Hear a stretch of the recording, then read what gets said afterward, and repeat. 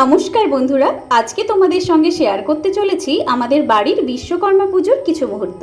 আর বাড়িতে পুজো মানে কাজের চাপ তো থাকেই। সকাল হতে না হতেই এইসব পরিষ্কারের দায়িত্ব নিয়ে নিয়েছিল বাড়ির পুরুষ সদস্যরাই। আর মা ও দিদা মিলে পুজোর দিকটা পুরোটাই সামলে নিয়েছিল। বাড়িতে পুজো হওয়া মানেই একটা নির্দিষ্ট সময়ের মধ্যে পুজোর সমস্ত কিছু আয়োজনের পাশাপাশি সংসারের রোজকার কাজ তো থাকেই। দুপুরের রান্নাগুলোতে দিদিভাইকে একটু সাহায্য করে দিয়েই আমি স্নান টান করে রেডি হয়ে গিয়েছিলাম পুজোর দিকটাতে যাওয়ার জন্য। আর আমার সাথে সাথেই আমাদের ছোট টুকাই বাবুও পুজোর কাছে যাওয়ার জন্য একদম রেডি। ওখানে পৌঁছে দেখি নাড়ু বানানোর জন্য মা নারকেলটা গুড় দিয়ে পাক করে রেখেছে।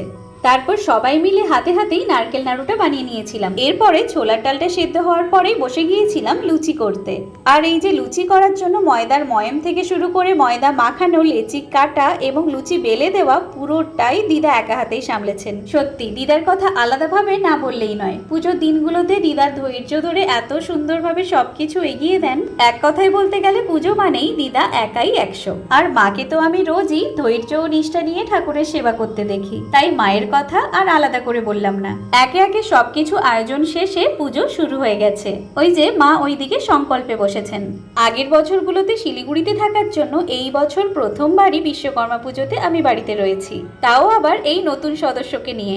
এই দেখো না কেমন ওদিকে পুজো চলছে আর এদিকে ঠাম্মির শাঁখ বাজানোর সাথে সাথে বাবু ঢাচ বাজাচ্ছে।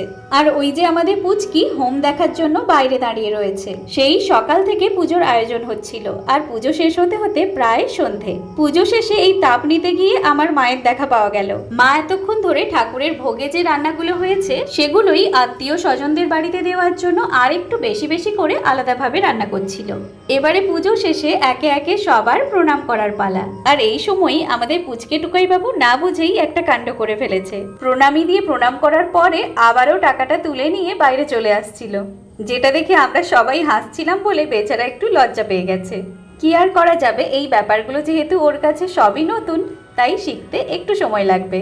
পুজোর দিন সকাল থেকেই পুজোর আয়োজন করতে যেমন একটা চাপ ছিল, পুজোর পরে সবার বাড়িতে বাড়িতে গিয়ে প্রসাদ পৌঁছে দেওয়ার চাপ তো আরো বেশি। সেদিন পুজো শেষ হতে হতে তো সন্ধে হয়েই গিয়েছিল। তারপর সবার বাড়িতে প্রসাদ দিতে দিতে অনেকটাই রাত হয়ে গেছিল, তাই পুজোর দিন বাইরে আর কোথাও ঠাকুর দেখতে বেরোনো হয়নি। পরের দিন আমরা বাড়ির সবাই মিলে বেরিয়েছিলাম ওই দুর্গাচকের দিকটাতে ঠাকুর দেখতে।